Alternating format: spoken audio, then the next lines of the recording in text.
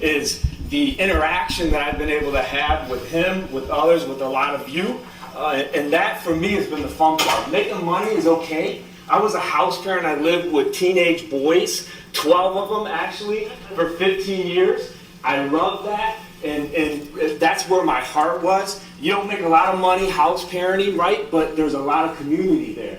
And I've been blown away by the community that I've been able to experience, being part, right, of Chris's, whatever you want to call it, that flow, okay? And so even just like last night, I had a fun time talking to Michelle.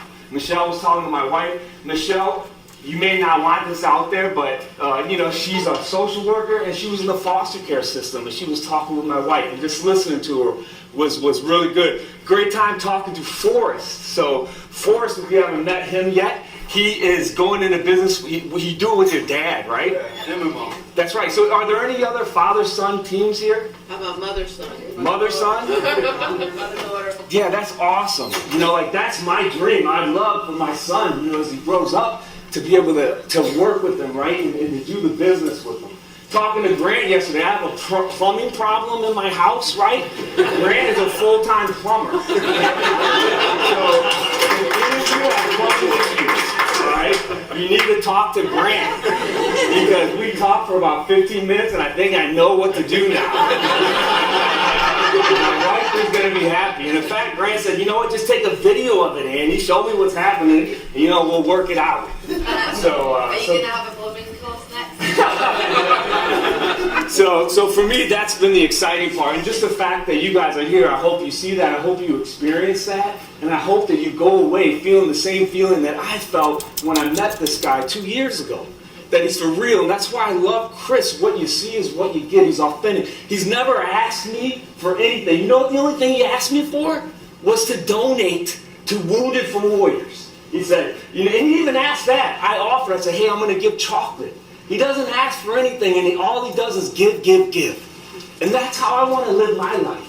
Look, when I die, right, and people are around my grave, I hope and I pray that they say that I was a giver, right, and not a taker. And that comes right from the community, and that's why I love this. So my piece, right, is this. I want to talk about community, all right? I'm going to talk about belief.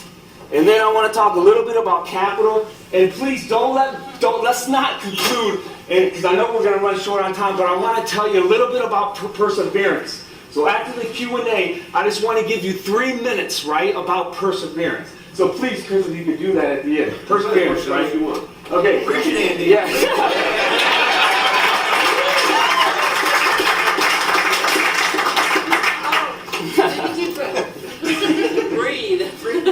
So real quickly, one of the first things I want to talk about belief. What I hope at the end of this presentation, I hope that when you leave this, you can kind of see and believe what we're talking about when it comes to private labeling. Okay, I was not a believer a year ago. Maggie, right, who I met on the Bolo Exchange, Jay, and I had a crappy product. It was just junk. And she came and she said, hey, I have this product that sourced from Alibaba. I said, Maggie, no way. My product is not even comparable. And she was like, no, Andy, you know what? Look, I don't have the time right now to take full advantage of it. And so she shared willingly and openly, knowing what I was going to give her. And so I was not a believer, right? But she helped me believe, okay? Real quick story, and you guys have probably all heard this before. There was this tightrope walker in the early 1900s, right? And he wanted to walk across the Niagara Falls, okay? And so he gathered a bunch of people, they put the rope across the falls, right? And then he looks to the crowd, he says, how many of you believe that I could walk across the Niagara Falls on this rope, right? And everybody stands up and they all start to shout, we believe, right? So he says, okay, I'm going to do it. So he gets his rod and he starts walking across. He almost falls a few times. He makes it to the other side and everybody goes crazy, right? They start clapping. They start cheering. And then he says, okay. He gets a wheelbarrow and he says, how many of you believe that I can take this wheelbarrow and bring it across this tightrope? And they all started shouting, we believe, going crazy, right? So he gets the wheelbarrow and he starts taking it across the rope. He almost falls. He makes it to the other side. The crowd goes crazy again. And then he says this, okay, how many of you want to get in this wheelbarrow? How many of you believe it? Right? And guess what? The crowd was silent. Nobody said anything, right? And so it was the same kind of way when Maggie was telling me, hey, Andy, there's this site called Alibaba, and it's becoming more secure, and you can source from there, because I was not a believer.